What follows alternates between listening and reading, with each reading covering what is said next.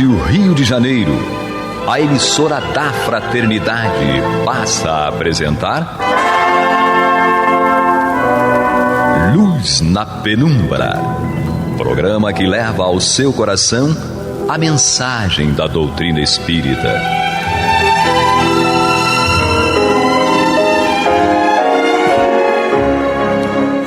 E com vocês, André Afonso Monteiro, para o estudo do livro A Gênese, da obra codificada por Allan Kardec. Olá, amigo ouvinte, internauta da Rádio Rio de Janeiro, a emissora da Fraternidade, a rádio que toda a família pode ouvir. Programa Luz na Penumbra, estudo da obra Gênese, comigo André Monteiro, e aqui conosco mais uma vez Alexandre Almeida. Seja bem-vindo, Alexandre. Olá, André, muito obrigado mais uma vez, votos muita paz a todos. E ali na técnica, nos auxiliando, o nosso querido Heber. Amigos ouvintes, internautas, vamos dar continuidade ao estudo da obra Gênese, os milagres do Evangelho, o capítulo 15. E hoje vamos iniciar a partir do item 28. Lembrando que nós estamos em uma fase do livro que vem tratando ali das curas, dos milagres, em que Jesus provocou ali os supostos milagres. E nesses itens em específico, as numerosas curas que Jesus promoveu.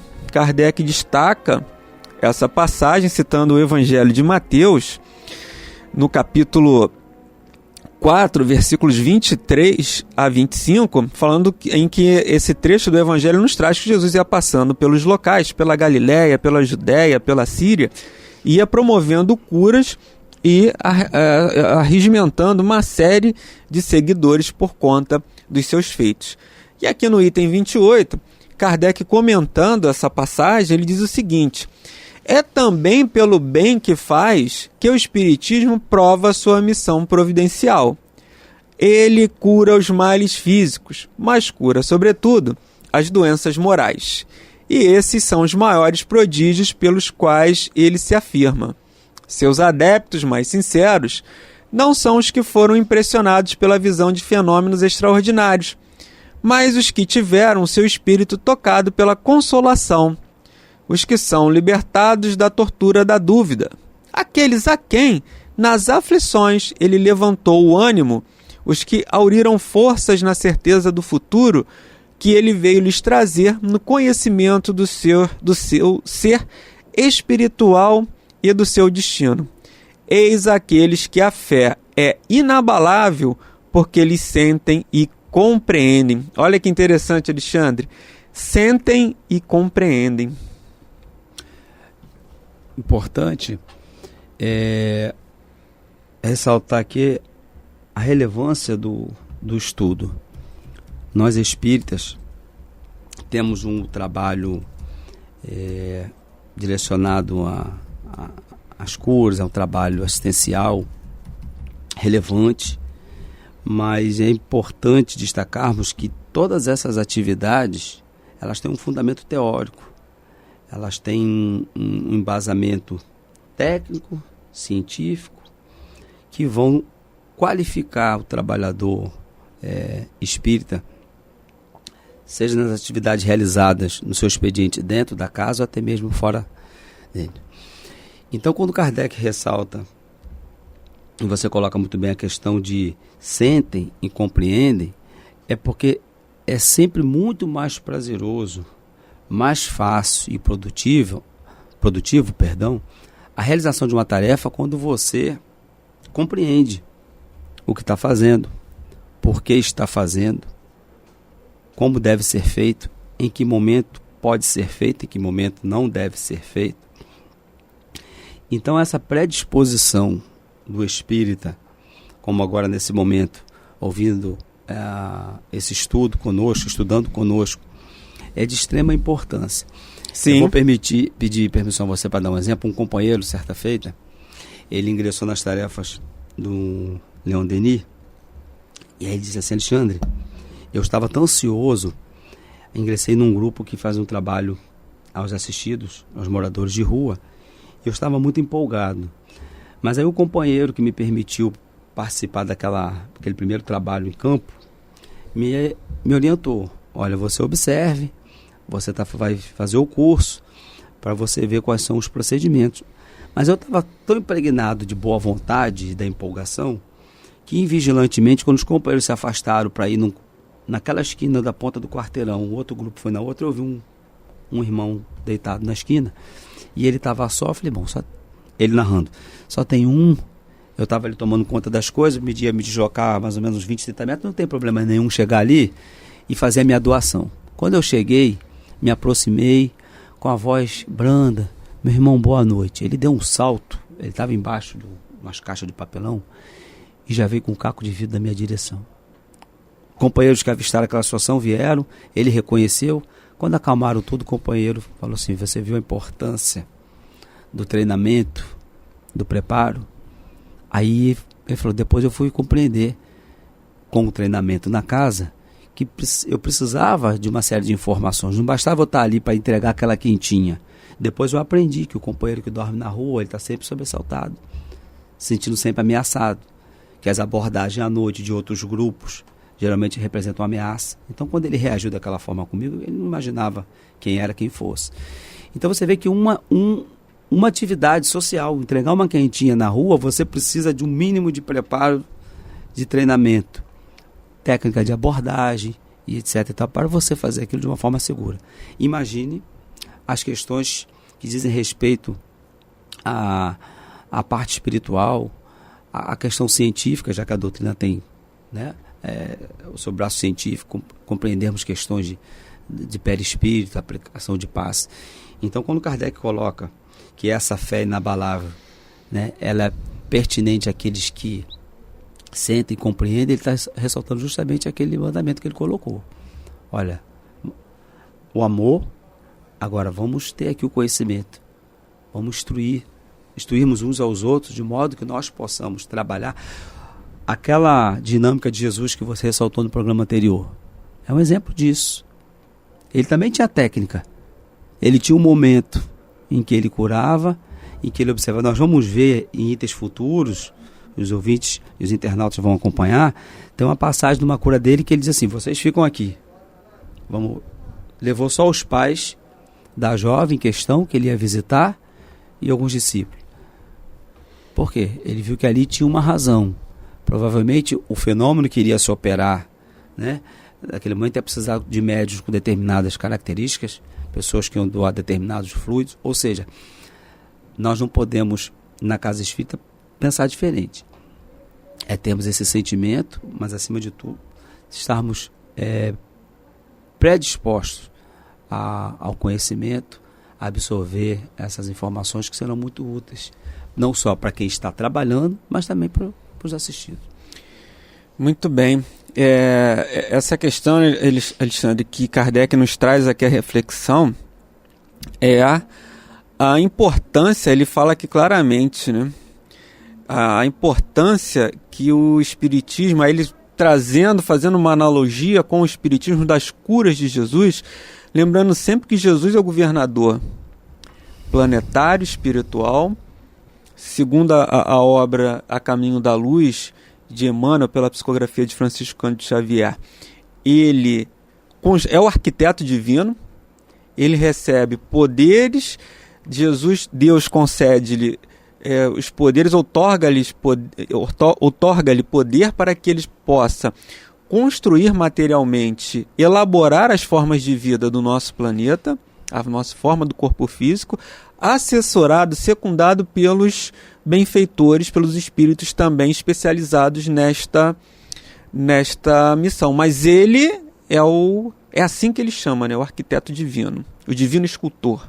Certo. São as palavras que o Emmanuel usa na obra Caminho da Luz. Então ele vem num primeiro momento com a revelação de Deus, através dos 10 mandamentos da lei mosaica, que se confunde com a legislação civil, que era necessária também para conter a turba, né? Isso. Para conter aquela turba ali daquele momento. E no segundo momento ele vem como não mais na pessoa de um profeta, mas ele vem trazer a passagem, aí é aquela coisa, né? Quer algo que seja bem feito? Faça você mesmo. E Jesus vem, encarna entre nós e traz o Novo Testamento, traz o seu evangelho que vai aprofundando. É uma segunda etapa da reflexão. E ele promete, vai vir um Consolador prometido. E o Consolador, a última revelação, não mais numa figura, centralizada numa figura, não mais em Moisés, não mais em Jesus, mas não também em Kardec. Kardec diz, a obra dos Espíritos, eu só estou aqui codificando, vem o Espiritismo. E aí Kardec traz aqui para nós as curas que o Espiritismo traz, não só mais as curas dos males físicos, mas também as curas da alma, das doenças morais. E ele vai dizer que esse é o maior prodígio do Espiritismo, a cura das doenças morais. Porque ele tira as dúvidas, ele consola, ele ampara, ele diminui as nossas aflições. Mas eu tenho uma surpresinha para você, amigo ouvinte, e também para você, Alexandre Almeida. Vamos lá. Mas antes disso, amigo, nós estamos aqui fazendo o estudo da obra A Gênese, capítulo 15, Os Milagres do Evangelho, e o item 28, as numerosas curas do Evangelho. E, Alexandre, conforme prometido, eu vou trazer aqui uma passagem de Bezerra de Menezes. Que bom. Essa passagem, ela, salvo engano, ela foi retratada no filme de Bezerra, em que o Carlos Verias interpreta ali Bezerra de Menezes. Talvez tenha sido o primeiro filme dessa leva de filmes espíritas. Ele acaba sendo assim um pouco um documentário, como um filme, mas foi a primeira obra ali que eu me recordo agora desses recentes filmes espíritas, baseada no espiritismo. E, salvo engano, ele também está retratado no livro Lindos Casos de Bezerra, do Ramiro Gama. Salvo engano, depois eu vou confirmar essa informação e trazer para você, amigo ouvinte. E é o desafio do materialista. Bezerra de Menezes estava ali numa sessão, numa reunião pública. Em determinado momento, um materialista se levanta e diz: peço licença para uma breve intervenção, se possível. Bezerra, eu continuo ateu, dizia o amigo. Não somente por meus colegas, mas também por mim, venho convidá-lo a um debate público, a fim de provarmos a inexpugnabilidade do materialismo contra as pretensões do espiritismo. E devo prevenir vocês que o materialismo já levantou extensa lista de nomes de médiuns fraudulentos, de ilusionistas que operam em nome de supostos poderes imaginários, daqueles que largavam o suposto das forças psíquicas e fizeram declarações quanto às mentiras piedosas de que se viram envoltos. Aqui ele narra os charlatões, e as fraudes, dos chamados sensitivos que reconheceram seus enganos e desertaram das fileiras espíritas. E juntamente com esta relação, apresentaremos outro rol de nomes que o materialismo também levantou. Nomes dos experimentadores que provaram a inexistência da comunicação com os mortos, de sábios que não puderam verificar as factícias ocorrências da mediunidade, de observadores desencantados de qualquer testemunho da sobrevivência, de estudiosos ludibriados por vasta súcia de espertalhões. Esperamos que você e os espíritos aceitem o repto. Então ele se levanta no meio da reunião pública, quando tem uma determinada oportunidade, e provoca Bezerra a esse embate ou debate, Certo. A esse desafio. E Bezerra, no alto da sua sabedoria, responde: sim, meu irmão, se é que posso chamá-lo meu irmão. Aceitamos o desafio, desde que o irmão traga para o debate um infortunado que o materialismo tenha soerguido moralmente no mundo, um malfeitor a quem a dignidade humana tenha sido devolvida, um infeliz a quem o materialismo tenha restituído o riso, a alegria de viver, os desesperados da alma, a quem tenha sido restituído a paz do coração, aqueles irmãos nossos que a morte levou seus entes mais queridos e, resvalados na dor, será que o materialismo acenou para eles com alguma esperança? As mulheres afortunadas ou desafortunadas, perdidas na vida, o materialismo devolveu a elas o equilíbrio, a serenidade, a paz. E aqueles que sem rumo, sem bússola na vida, que foram arrancados das portas do inferno pelo materialismo, acontece isso, meu irmão? E aqueles nossos mais queridos irmãos, cuja morte arrebatou seus seres mais queridos, e que envoltos na dor, será que o materialismo acenou para eles com esperança? E as viúvas, órfãos, será que o materialismo apontou para eles a esperança também, para que não desfalecessem de dor, de desespero, ante as cinzas do túmulo? E aquele que não perdoa, foi ensinado pelo materialismo a perdoar?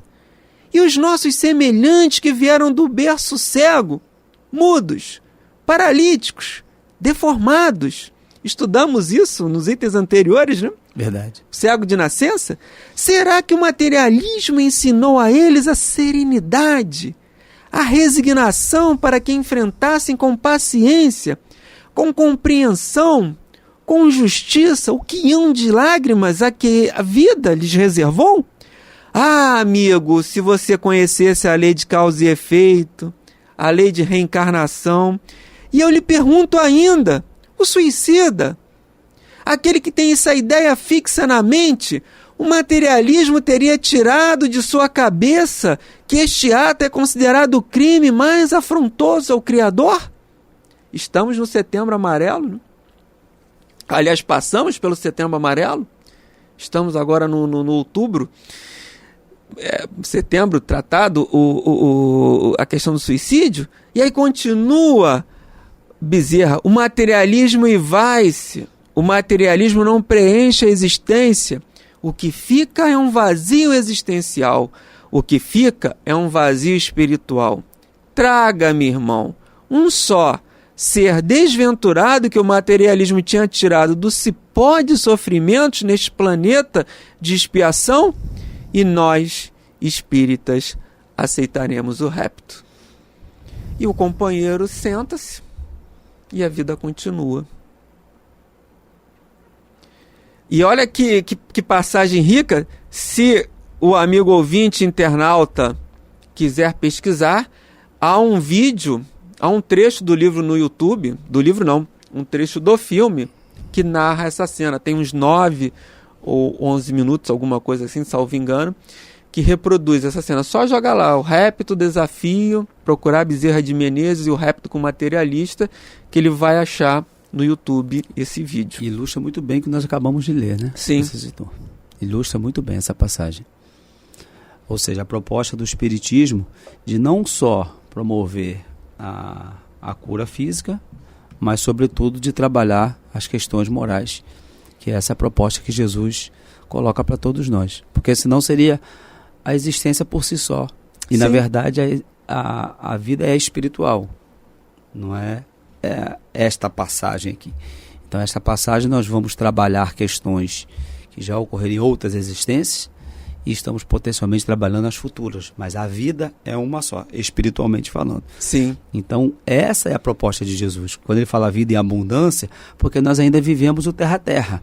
Por mais que compreendamos as questões, estamos ainda muito atrelados às nossas necessidades de momento, né, das nossas existências de momento. E a proposta do Espiritismo é justamente essa, né? Quantas questões nós estamos agora ensaiando para realizações, se continuarmos, né, fizermos jus e tal, para uma outra existência ou futuras existências. Então, quando temos essa compreensão do contexto espiritual, tudo muda. Tudo muda. É uma questão interessante, né, Alexandre, que o companheiro materialista, ao provocar Bezerra para o rapto, o rapto, na verdade, eles fariam ali tipo uma audiência, né, com alguém a falar, o outro retruca, réplica, tréplica, enfim, né? Por tipo aí aquele vai. debate político, né? Um fala, um pergunta, aí o outro faz a réplica, o outro tem a tréplica. E esse companheiro, ele se apega as exceções que ocorreram de fraudes, de charlatanismo, de enganações. Ele se apega a isso. Como Leon Denis e o próprio Kardec, eles também se defrontaram com essas situações. Leon Denis fez estudos. No livro No Invisível, ele traz uma série de situações ali, que quando ele vai falar da perda da mediunidade, da suspensão e da perda da mediunidade, ele fala de companheiros que num primeiro momento o fenômeno era legítimo, mas a partir de um determinado instante aquele companheiro se perde pela sua intenção, pelo seu intuito, e aquele fenômeno ali não consegue mais reproduzir, aquele fenômeno ele passa realmente a fraudar. Ele era um investigador, Leon Denis, então ele narra esses casos no livro No Invisível, mas isso não tira a fidelidade, a certeza da doutrina dos espíritos. Então esse companheiro quer desmanchar, desconstruir, destituir a obra, o espiritismo, por conta das suas exceções. Da mesma forma como nós vamos ter nos dias de hoje companheiros que tinham a mediunidade, que têm essa faculdade, mas que por algum motivo se perderam na sua jornada. Sim. Nós não podemos desacreditar, por exemplo, uma determinada ciência, permitam-me de forma apenas para ilustrar, a medicina, por exemplo, por conta de um erro de um charlatão, de uma pessoa que se fez passar por médico, né? Alguém, imagine, levantar essa bandeira, olha, eu conheço o caso de um fulano de tal que fez isso e etc e tal, não era médico, nem por isso significa que a ciência médica tem que ser desacreditada em função dessas exceções. Com certeza, não é por conta da exceção que a gente vai... E nem tudo é espiritual, assim, nem tudo a causa está ligada a um fenômeno espiritual, né? Eu lembro de um companheiro uma vez que ele foi assaltado e aí ele perguntou ao benfeitor por que ele tinha sido assaltado, roubaram o carro dele. E ele falou assim, o seu carro foi roubado porque você em outra vida roubou carroça. Você foi um ladrão de carroças. Aí agora seu carro foi roubado, você está espiando. Aí tudo bem, aí ele comprou um segundo carro, o segundo carro foi roubado. Ele falou assim, mas eu ainda não espelho. Assim. Aí ele falou, não, agora não tem nada a ver. Você vive num mundo, numa cidade complicada. É comum que roubem o teu carro, roubem do vizinho. Aquele tinha uma causa. Esse é porque você está no mundo. Foi outro, foi distraído, deixou. Esse você está no mundo. Estacionou em qualquer lugar. Você vive no Rio de Janeiro, numa cidade complicada. Então, assim, nem tudo é uma causa, tem uma causa. É óbvio que ele tinha uma aprovação, tinha um quê de expiação, sim. Mas ele falou assim, aí desencana disso, não fica pensando nisso não, porque... Interessante, porque muitas das vezes algumas pessoas chegam a um nível de estresse quando tentam fazer essa associação, né? E nós sabemos que tem as causas atuais das aflições, que pode ser, como você colocou no exemplo, simplesmente o fato de eu ter estacionado o carro no local inadequado. Estava na hora errada, no local errado, né? Isso, exatamente. Tudo bem que a gente sabe que muitas vezes não existe local errado e hora errada, mas ali não tinha uma causa efetivamente espiritual. Mas é interessante, né? Nós estamos encerrando aqui esse item, né? As curas de Jesus, né, Alexandre? Sim. Encerrando aqui, vamos iniciar no próximo programa os possessos, a partir do item 29.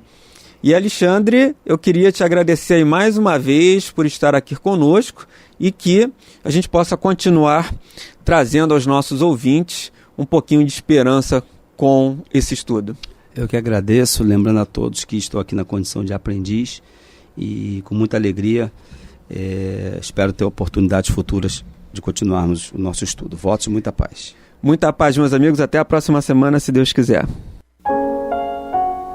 Você está ouvindo pela Rádio Rio de Janeiro o programa Luz na Penumbra, com estudo de A Gênese, na apresentação de André Afonso Monteiro.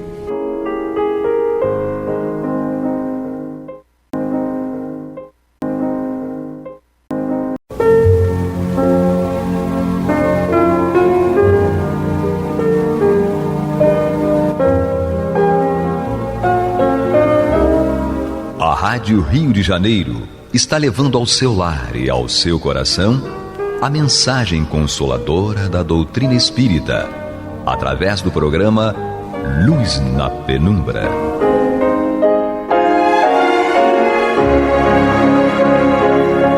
E agora com vocês, Nádia do Couto Vale, para comentar o Céu e o Inferno ou a Justiça Divina segundo o Espiritismo, da obra codificada por Allan Kardec.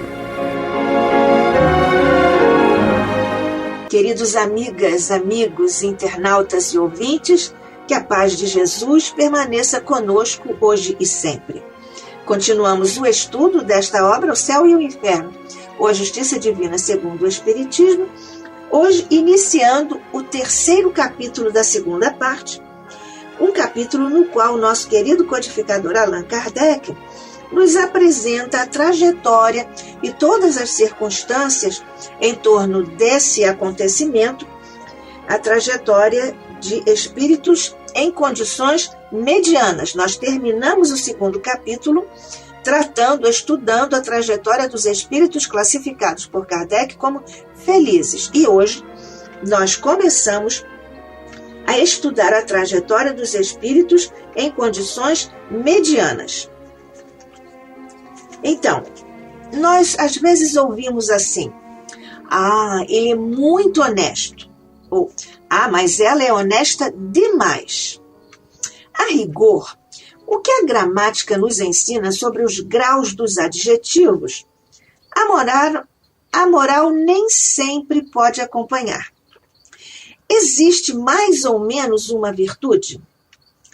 Existe alguém mais virtuoso, muito virtuoso, ou mais virtuoso do que o outro? Como é que se mede isso? Isso pode ser medido, mensurado? Na verdade, todos temos virtude? Sim e não, dependendo do contexto. Por enquanto, porque depende. Mas todos temos virtualidades como virtudes. Vamos lá ver. Então, nós temos virtudes virtuais e absolutas? Temos, mas no meio ainda temos umas outras subclassificações. As virtudes que nós agora vamos cuidar de apresentar são as que estão ainda em potência, são as virtuais. Estão ainda em potência e que em nenhuma encarnação foram desenvolvidas, foram realizadas. Portanto, ele não as conhece, mas tem lá em germe, só que ainda não afloraram em função das circunstâncias nas várias encarnações. Então, existem outros tipos de virtudes? Sim. Existem as virtudes relativas. Nós já vimos, são virtudes que já se manifestaram, já se realizaram em encarnações anteriores e que na presente encarnação aguardam em latência o desenvolvimento orgânico para se manifestarem. Ou seja, elas estão lá guardadinhas em latência. Então, dependendo do momento, elas podem aflorar. Por isso que elas são relativamente desenvolvidas e estão em processo de construção. Mas existem as virtudes reais. Puxa, ninguém é virtuoso? Não existem virtudes reais? Sim. Na verdade, elas são, como disse um espírito, metais preciosos no espírito. Elas não se corrompem, são as virtudes reais, e o espírito encarnado ou desencarnado não consegue mais fazer diferente. Então, são as virtudes que não se corrompem ante as lufadas das tentações humanas, sustentando a vida eterna. Quem nos diz isso é Emmanuel, em Estude e Viva, um livro de autoria de André Luiz, por Chico Xavier e Valdo Vieira. Mas aí nós temos virtudes reais em vários campos. E as virtudes cristãs são as reais. E são as únicas riquezas que efetivamente são nossas. São as únicas riquezas efetivamente nossas e só elas poderão dar a felicidade perfeita nos tabernáculos eternos. Pois é. Mas então são esses os tipos? Acabam aqui os tipos? As nossas, só elas podem dar a felicidade perfeita, eterna. Essas que são as virtudes cristãs, que são as nossas do Evangelho. Em contraposição às virtudes reais, tudo que é real se contrapõe ao aparente e vice-versa. O que é aparente se coloca contrário às questões reais, essenciais. Então, as virtudes aparentes são aquelas que, evidentemente, parecem que são virtudes, mas no fundo, não são. Não são. Então, elas, se são aparentes, obviamente não o são em essência. E, consequentemente, opõem-se às reais. Mas, aqui é que está o grande perigo, elas dão a impressão de serem virtudes em certos momentos e em certas situações da vida. Consequentemente, elas podem alterar-se ante as ventanias da invigilância e das ilusões terrenas. Então, qual é a conclusão a que chegamos? A virtude, então, é o conjunto de todas as qualidades essenciais do homem de bem. Portanto, virtude é uma espécie de conjunto, de coletivo, porque nós podemos falar de várias virtudes, mas quando nós falamos de virtude, é um conjunto, ou pelo menos é assim que entendem Luciano dos Anjos e Hermínio Miranda. Então, o Evangelho segundo o Espiritismo nos fala também, no capítulo 8, no item 8, nos fala sobre a virtude. Diz-nos aqui o nosso querido Evangelho segundo o Espiritismo. A virtude, no mais alto grau, é o conjunto de todas as qualidades essenciais que constituem o homem de bem. Ser bom, caritativo, laborioso, sóbrio, modesto, são qualidades do homem virtuoso. E nós sabemos que há muitas outras ainda. Então, continuando nosso estudo, em O Livro dos Espíritos, na pergunta e na resposta, que tomaram o número 893, nós temos: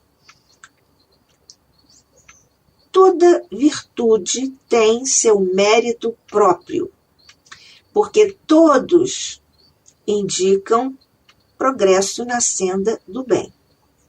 A virtude sempre que há resistência voluntária ao arrastamento dos maus pendores. Quer dizer, nós identificamos que temos uma tendência para uma direção que não é em nosso benefício para o nosso progresso espiritual, nós temos que resistir, é uma resistência da nossa vontade. Portanto, aqui os espíritos orientadores da humanidade, respondendo a Kardec, disseram que nós temos que exercitar, construir e usar uma resistência voluntária ao arrastamento dos maus pendores.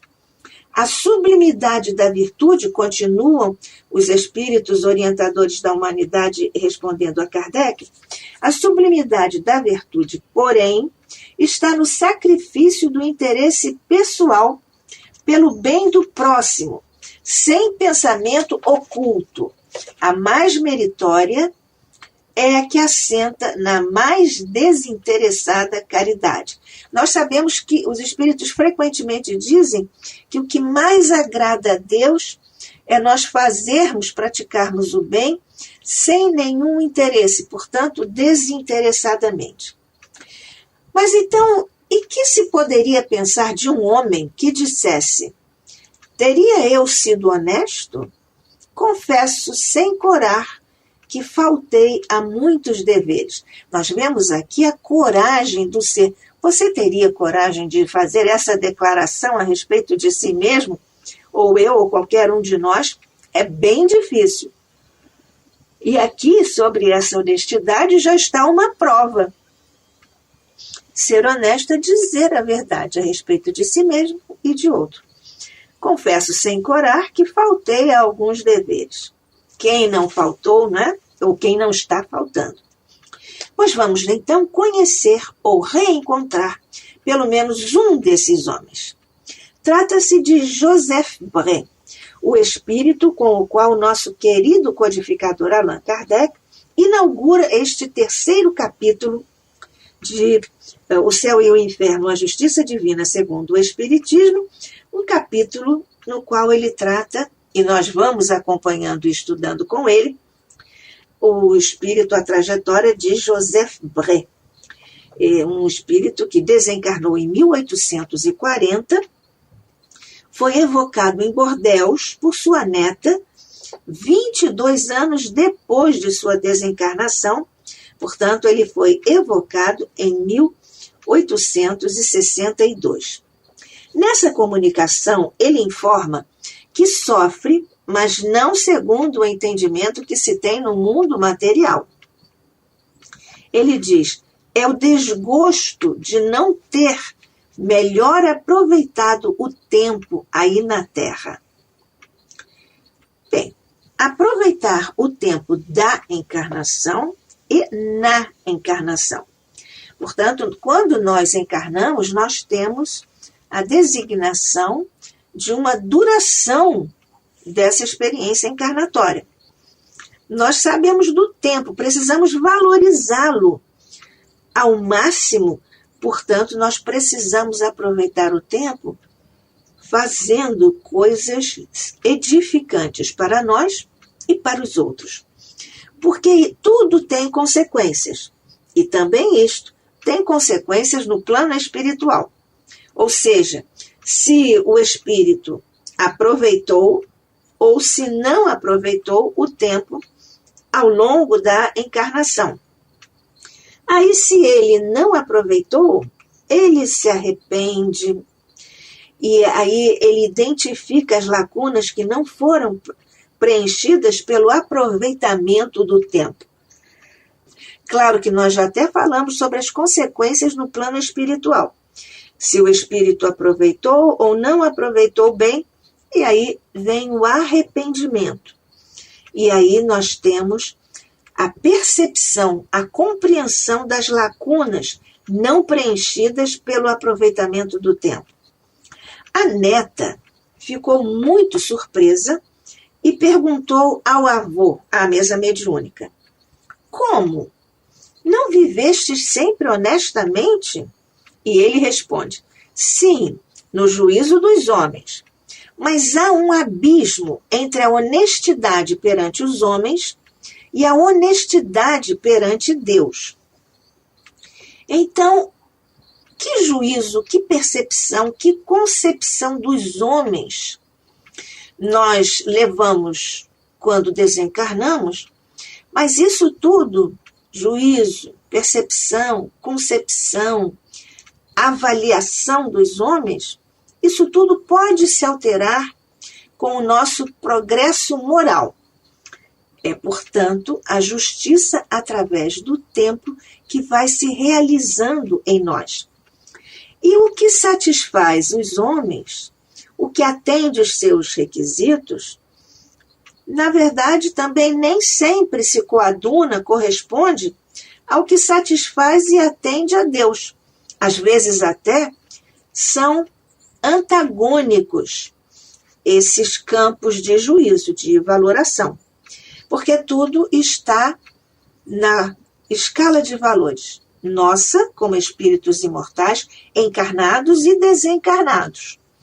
Então vejamos o que Joseph Bré diz quando ele está nesse conjunto de perguntas e respostas. Então ele começa exatamente assim, quando responde à pergunta da neta. Há um abismo entre a honestidade perante os homens e a honestidade perante Deus. E uma vez que desejas instruir-te, diz ele à neta, procurarei demonstrar-te a diferença. Ai entre vós, aí é reputado honesto aquele que respeita as leis do seu país. Respeito arbitrário para muitos. Honesto é aquele que não prejudica o próximo ostensivamente, embora lhe arranque muitas vezes a felicidade e a honra, visto o Código Penal e a opinião pública não atingirem o culpado hipócrita. Aqui nós vemos uma dicotomia, uma separação muito interessante e do ponto de vista filosófico fundamental, sobretudo porque a doutrina espírita é filosofia. Então aqui quando ele diz, muitas vezes uma pessoa tira a honra, compromete a honra, entrega a honra de uma pessoa ao descrédito, até às vezes ao critério de juízo da sociedade, enfim, acaba com a sua imagem, com a sua honra, mas as pessoas não acham que isso é um erro. As pessoas, por exemplo, não acham, quando elas roubam a felicidade, a alegria do outro, elas não acham que estão sendo desonestas, estão apenas cuidando da própria vida, protegendo um familiar ou um amigo dessas coisas, ou se protegendo contra alguma coisa que essa pessoa julga que o outro esteja fazendo. Então, aqui diz o Joseph Pré, visto o Código Penal e a opinião pública não atingirem o culpado hipócrita. Vamos trabalhar um pouquinho esse conceito de hipocrisia. O que é hipocrisia? Na verdade, a hipocrisia, diz a Bíblia, lá em o Evangelho de Mateus, capítulo 23, versículos 13 a 15.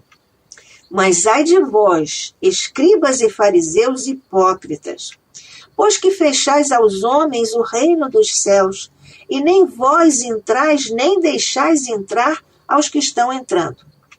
Ai de vós, escribas e fariseus hipócritas, pois que devorais as casas das viúvas, sob pretexto de prolongadas orações.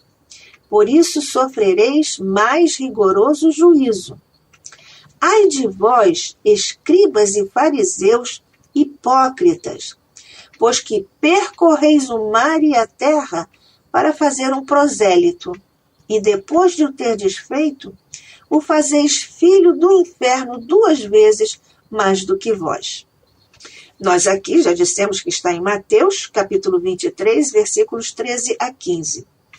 Mas então nós vemos aqui 2 questões. Primeiro, fazer um prosélito, que é um comportamento contrário à doutrina espírita. O espiritismo não nos recomenda fazer proselitismo, ou seja, ficar seduzindo e convencendo alguém da nossa própria religião.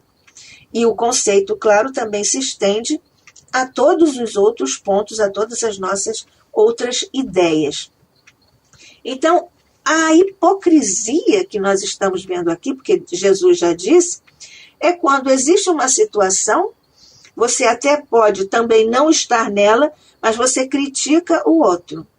Então, é o ato de fingir que tem algumas crenças. Quantas pessoas não fingem que tem tal ou qual religião para ter alguma vantagem, para construir uma imagem boa diante de alguém? Então, é o ato de fingir ter crenças, ter virtudes, ter ideias e ter sentimentos. Quantas pessoas não enganam o outro, dizendo que tem essas ideias e não tem, os sentimentos e não tem, enganam o coração do outro. Na verdade, essa pessoa não possui isso, mas frequentemente exige que os outros se comportem dentro desses parâmetros de conduta moral que a própria pessoa extrapola ou então deixa de adotar, não incorporou. A palavra vem do latim hipócrisis e do grego hipocrisis. Ambos os termos, latim e grego, significam a representação de um ator, um espetáculo, a atuação, o fingimento, aqui no sentido artístico, porque o ator, ele finge que está ali vivendo um personagem, mas nós sabemos que é um fingimento artístico. Essa palavra passou mais tarde a designar moralmente pessoas que representam, que fingem comportamentos. Mas a hipocrisia, na verdade, é pretensão ou fingimento de ser o que não é. Hipócrita, portanto, é aquele vocábulo grego de que nós já falamos, hipócritis. Os atores gregos usavam máscaras de acordo com o papel que representavam numa peça teatral. Daí que o termo hipócrita designa alguém que oculta a realidade através de uma máscara de aparência. Portanto, a aparência é uma espécie de escudo protetor das verdadeiras qualidades ou das verdadeiras intenções da pessoa hipócrita, porque às vezes ela faz isso para ter vantagens pessoais. Noam Chomsky é um linguista, um dos mais importantes linguistas. Ele também é analista social e ele definiu hipocrisia como a recusa de aplicar a nós mesmos os mesmos valores que se aplicam aos outros. E, portanto, a hipocrisia é um dos maiores males do comportamento social humano. Na verdade, nós temos esse tema hipocrisia muito frequente no Evangelho, no Evangelho de Jesus, temos também na doutrina espírita, temos na filosofia, na psicologia. Por exemplo, François Duc de la Rochefoucauld revelou de maneira mordaz a essência do comportamento hipócrita. Ele disse: a hipocrisia é a homenagem que o vício presta à virtude. Em outras palavras, o hipócrita, quando ele vê uma virtude, mas ele está no vício, então ele oferece esse comportamento. Ou seja, todo hipócrita finge emular, demonstrar comportamentos corretos, virtuosos e socialmente aceitos. Portanto, a hipocrisia significa pretensão ou fingimento de ser o que não é. Hipócritas é, portanto, essa transcrição do vocábulo grego e também essa ideia de que os atores gregos usavam máscaras de acordo com o papel que representavam numa peça teatral.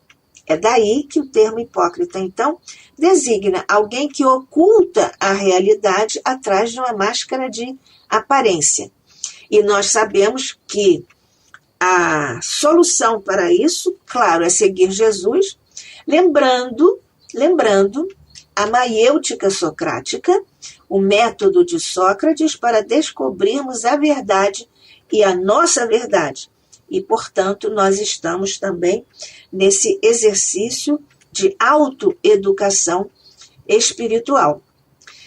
O que Joseph Bré está aqui nos dizendo, que ele disse que honesto é aquele que não prejudica o próximo ostensivamente, embora lhe arranque muitas vezes a felicidade e a honra, visto o Código Penal e a opinião pública não atingirem o culpado hipócrita, porque nós não estamos dentro da pessoa, mas a lei de Deus está. E Sócrates nos ensina a procurá-la dentro de nós. Vejamos, então, a resposta de Santo Agostinho à pergunta de nosso querido codificador Allan Kardec, em O Livro dos Espíritos, a pergunta 919, para nós fazermos um exercício de autoavaliação, como Sócrates nos recomenda, ao final de cada dia, para então colocarmos na balança aquilo que fizemos de bom e aquilo que fizemos de não bom, digamos assim, para no dia seguinte nós reformularmos, corrigirmos o nosso comportamento. Esse comportamento deve ser objeto de nossa autoobservação, de nossa autoeducação. Nós continuamos com este estudo em nosso próximo encontro, se Deus quiser. aqui pela Rádio Rio de Janeiro, a emissora da Fraternidade. Nós desejamos a você uma linda noite. Até o próximo encontro, se Deus quiser. Assim seja.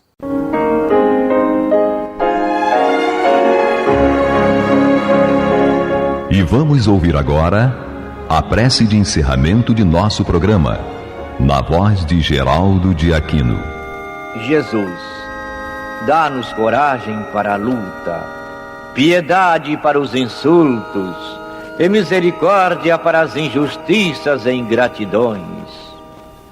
Limpa nossa alma de inveja e ambições mesquinhas, de ódio e de vingança o nosso caminho.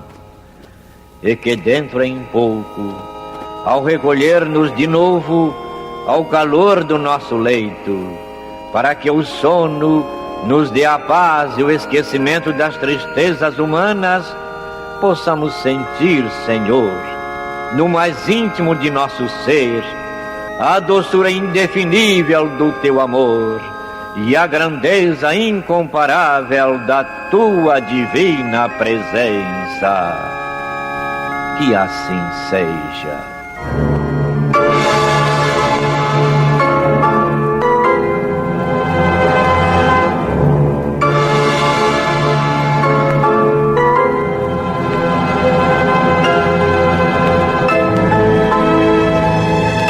Acabamos de apresentar o programa Luz na Penumbra.